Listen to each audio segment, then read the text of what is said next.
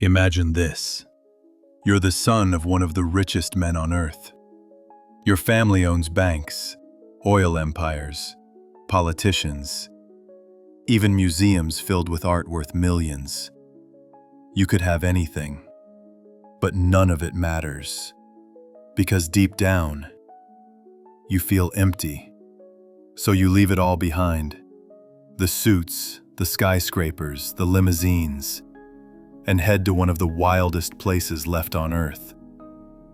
A place where maps fade into blank space, where men hunt with spears, where the word civilization means nothing. Your name is Michael Rockefeller, and this is the story of how a billionaire's son vanished into the jungle, never to return. Stay with me till the end, because what really happened to Michael out there, in those forgotten swamps of New Guinea, will shock you to your core. Some say he drowned.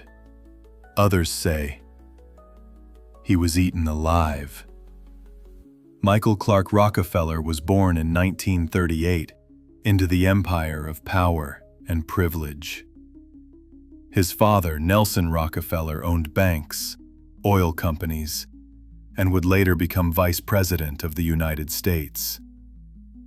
His great-grandfather founded Standard Oil, one of the mightiest corporations in history.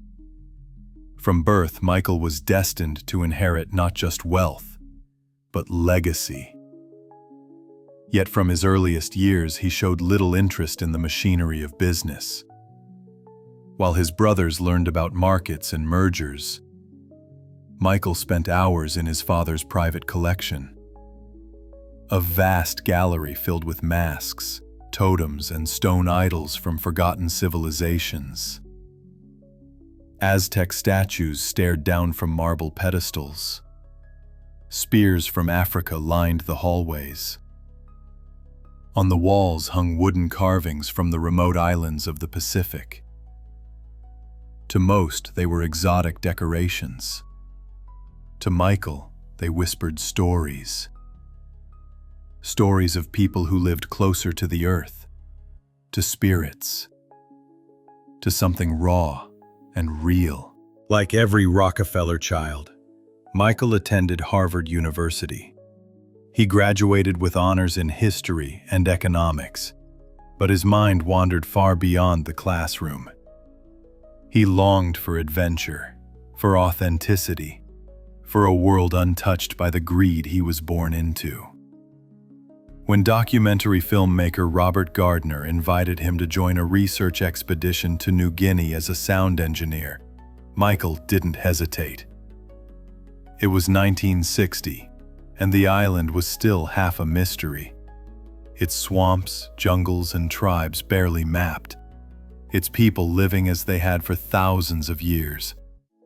For Michael, it was everything he'd ever wanted. Danger, discovery, and a purpose his money couldn't buy.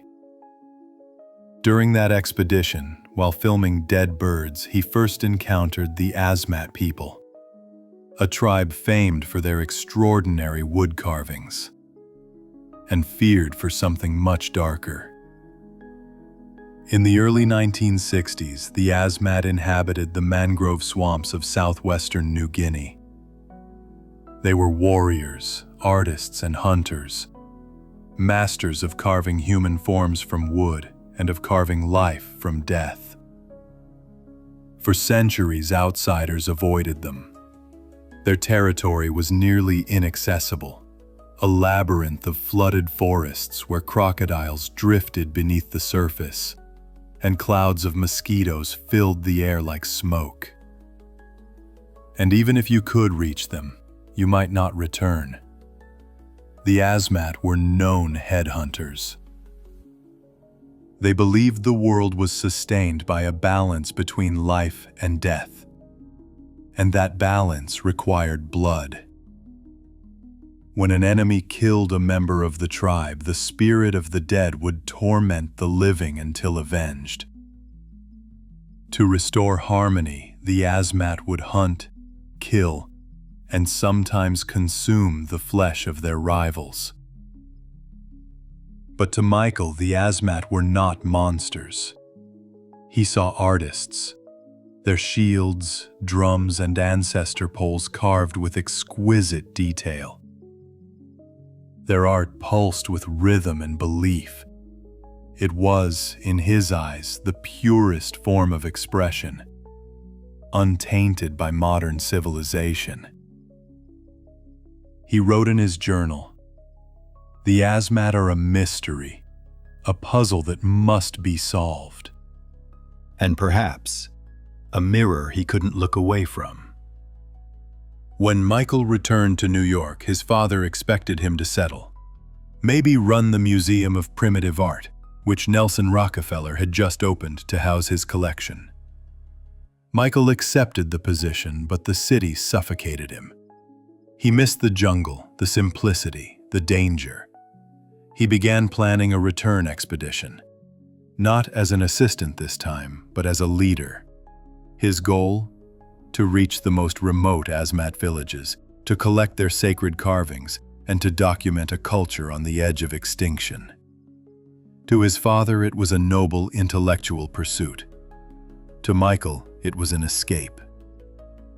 In October 1961, he arrived once more in New Guinea, accompanied by Dutch anthropologist René Vossing and a small team. The Dutch still governed the western half of the island, but even they rarely ventured into the swamps of the Asmat. Local missionaries warned Michael not to go. The spirits there, they said, still hunger for flesh. He laughed it off. "I want to see them before they vanish," he told a reporter before leaving. Those words would soon feel like prophecy. The expedition started smoothly. With trade goods and gasoline, Michael and Vossing traveled from village to village, collecting sculptures, shields, and ancestral poles, all stunning pieces of art carved from single trees. The Asmat traded willingly, but their warnings grew louder the farther the explorers went. "Don't go to Otsjanep," one elder told him. "The spirits there are angry. Outsiders never return." Michael ignored the caution. Ambition and curiosity pushed him deeper into the swamps. He wanted what no collector had ever obtained: carvings from the heart of Otsjanep territory. But before they could reach it, the sea itself turned against them. On November 17, 1961, Michael Rockefeller, René Vossing, and two young Asmat assistants set out in a narrow catamaran fitted with a small engine. Their plan was to cross the mouth of the Betst River, 20 kilometers of turbulent water that separated them from the villages beyond. Midway through the crossing, strong tides and a sudden wind flipped the boat. Supplies scattered. The men clung to the overturned hull, drifting helplessly in the equatorial heat. As night fell, the two Asmat youths, expert swimmers, decided to try for shore. They promised to bring help. The white men were left alone, floating in the vastness. By dawn, the current had carried them miles from sight of land. Exhausted and desperate, Michael made a decision that would seal his fate. He stripped to his underwear, tied 2 empty gasoline cans to his waist for buoyancy, and said to Vossing, "I think I can make it." Then he pushed off into the gray water and was never seen again. When Vossing was finally rescued 2 days later by a Dutch patrol boat, Michael was gone. The world's most powerful family had just lost its youngest son. Not in a city, not in a war, but in a swamp halfway across the planet. Within hours, planes and helicopters roared over the jungles of New Guinea. Navy ships combed the coastline. Reporters poured in from around the world, filing stories with headlines like, "Heir to Rockefeller fortune missing in cannibal country." Nelson Rockefeller himself flew to the island. A father who could buy anything except the one thing he needed most: answers. For 2 weeks, the search was relentless. But the swamps of the Asmat were endless, shifting, hostile, alive. The jungle swallowed helicopters in fog, and the rivers turned black at night. After 14 days, the Dutch called it off. Officially, Michael Rockefeller had drowned. Unofficially, no one believed it. The rumors began immediately. Some missionaries reported that the Asmat in nearby villages were wearing strange items: metal eyeglass frames, a white belt buckle, buttons from Western clothing. Things that could only have come from one man. Then came stories of a white skull displayed high in a hut like a sacred relic, and whispers that a spirit, tall, pale, and bearded, now watched over the tribe. To outsiders, these were ghost stories, but to those who knew the Asmat, they sounded like ritual. One missionary wrote in his journal, "They believe by killing and consuming a man, they absorb his strength, his soul. But for that, they must know his name." And the Asmat, it seemed, knew his name well: Michael. Months before his disappearance, Michael had visited a local shaman, a witch doctor known for his prophecies. Through a translator, Michael asked about a ritual involving the spirits of the dead. The old man fell silent. He stared at Michael for a long time, eyes dark and unblinking. Then, in a low voice, he said something that froze everyone in the room. "I see your face wearing the mask of death. Your soul will not stay in your body long. Another will take it." Michael laughed nervously, thinking it was just superstition. But when he left the hut, the shaman's daughter stopped him. "My father says you must not return here. The river already knows your name." He smiled, thanked her politely, and walked away, unaware that those words were a warning, not a curse. Years later, buried inside colonial archives, a secret telegram was discovered. It had been sent in December 1961 by the Dutch governor of West New Guinea to his superior in The Hague. It read, "I am convinced that Michael Rockefeller was killed and eaten by the Asmat of Otsjanep." The letter was classified and never shown to the public. The Dutch government was fighting to keep control of the territory from Indonesia. News that a Rockefeller had been ritually killed and eaten by the island's natives would have caused international outrage and political disaster, so they silenced it. The official story remained, drowned at sea, but beneath the surface, missionaries, anthropologists, and even intelligence officers whispered another version. One passed quietly from village to village. According to Asmat oral history, the white man who swam ashore that day was captured, tied to a wooden platform, and executed as revenge for a massacre committed years earlier by Dutch soldiers. His death, they said, restored balance between the living and the spirits. His skull was painted white, his bones carved into ornaments, his name spoken in ritual, his spirit reborn among them. In the 1960s and 70s, dozens of journalists tried to uncover the truth, but none came closer than Carl Hoffman, who spent years living among the Asmat for his book Savage Harvest. One night, by firelight, a village elder told him what had been passed down from his father, who claimed to have been there. "The white man came from the sea. We thought he was a crocodile. When we saw his face, we knew he was a man. Our men said, "The spirits are angry. The Dutch killed our chiefs.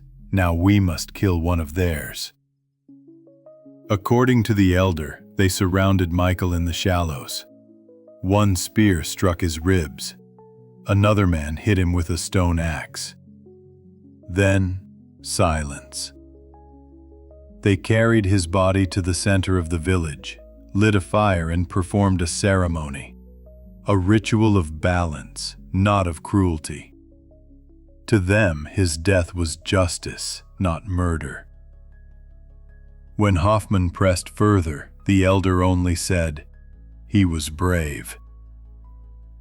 His spirit still walks in the jungle." In 1962, Dutch missionary Hubertus von Page reported directly to the colonial administration that 4 Asmat men confessed to him, describing in detail how they killed a white man with glasses and displayed his head in their village. Von Page sent his report to his bishop, who immediately ordered silence. The government classified the telegram. Officially, nothing happened. Unofficially, everyone knew. Nelson Rockefeller, heartbroken, returned to the United States.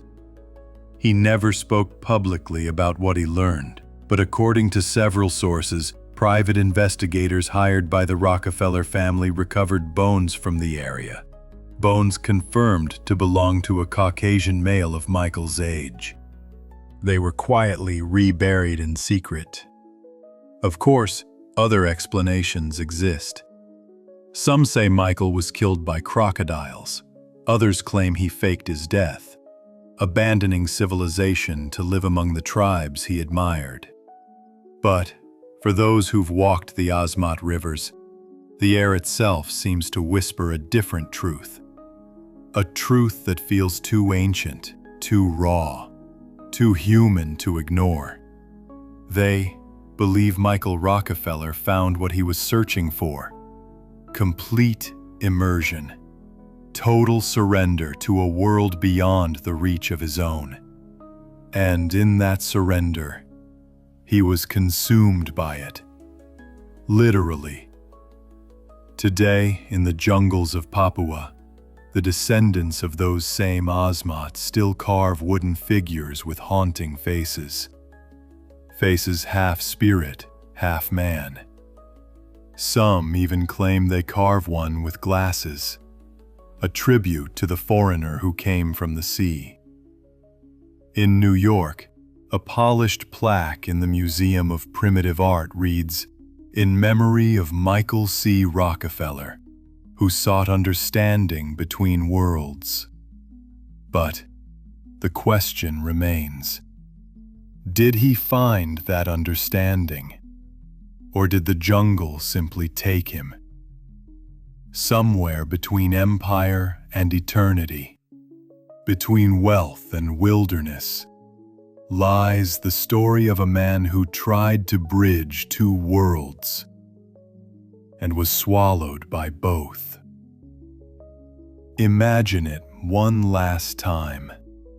The overturned boat, the endless gray water, the distant line of jungle on the horizon.